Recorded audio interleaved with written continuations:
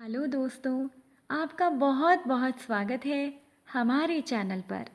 आज की कहानी है एक औरत के विश्वास की कहानी। तो चलिए सुनते हैं फिर आज की ये कहानी। एक औरत रोटी बनाते बनाते ओम नमो भगवते वासुदेवाय का जाप कर रही थी। अलग से पूजा का समय वो बेचारी कहाँ निकाल पाती थी। बस काम करते करते ही प्रभु के दो नाम ले लेती थी कि अचानक धड़ाम से जोरों की आवाज़ हुई और साथ में एक दर्दनाक चीख। जब आंगन में दौड़कर उस औरत ने झांका तो उसका 8 साल का बच्चा मोनू बेहोश पड़ा था, खून से लथपथ। दोपहर का वक्त था। घर पर उस औरत के अलावा और कोई नहीं था। वो दौड़ती हुई अपने बेटे मोनू के पास पहुंची। उसे कुछ समझ नहीं आ रहा था कि वो क्या करे। 20 दिन पहले कराए गए अपेंडिक्स के ऑपरेशन के बावजूद ना जाने कहाँ से इतनी ताकत आ गई कि वो मोनू को गोद में उठाकर चौराहे के पास नर्सिंग होम की तरफ दौड़ी। रास्ते में जी भरकर वो भगवान को कोसती रही, बड़बड़ाती रही, हे कन्हैया, क्या बिगाड़ा था मैंने तुम्हारा जो मेरे बच्चे के साथ ऐसा हुआ। नर्सिंग होम में जाकर डॉक्टर साहब मिल गए। मोनू का इलाज हो गया। चोट गहरी नहीं थी।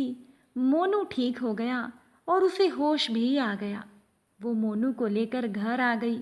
रात को घर पर सब टीवी देख रहे थे। तब भी उस औरत का मन बेचैन था। वो अभी भी भगवान को कोसे जा रही थी। एकाएक उसकी आत्मा सिहर उठी। वो सोचने लगी, कल ही तो आंगन से पाइप का टुकड़ा हटवाया था। वो टुकड़ा ठीक उसी जगह था जहां मोनू गिरा था। अगर कल मिस्त्री ना आता तो क्या होता। फिर उस महिला का हाथ पेट की तरफ गया जहां उसके टांके अभी भी हरे थे।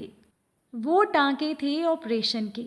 उसे आश्चर्य हुआ कि 20-25 किलो के मोनू को उसने उठाया कैसे और कैसे वो चौराहे तक दौड़ती चली गई।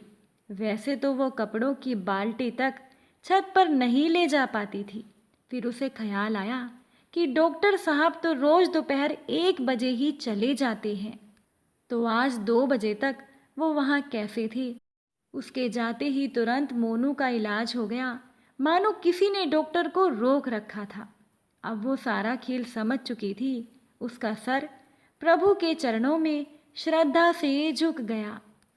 मन ही मन प्रभु से अपने शब्दों के लिए माफ़ी मांगी। तभी टीवी पर ध्यान गया तो टीवी पर प्रवचन चल रहे थे।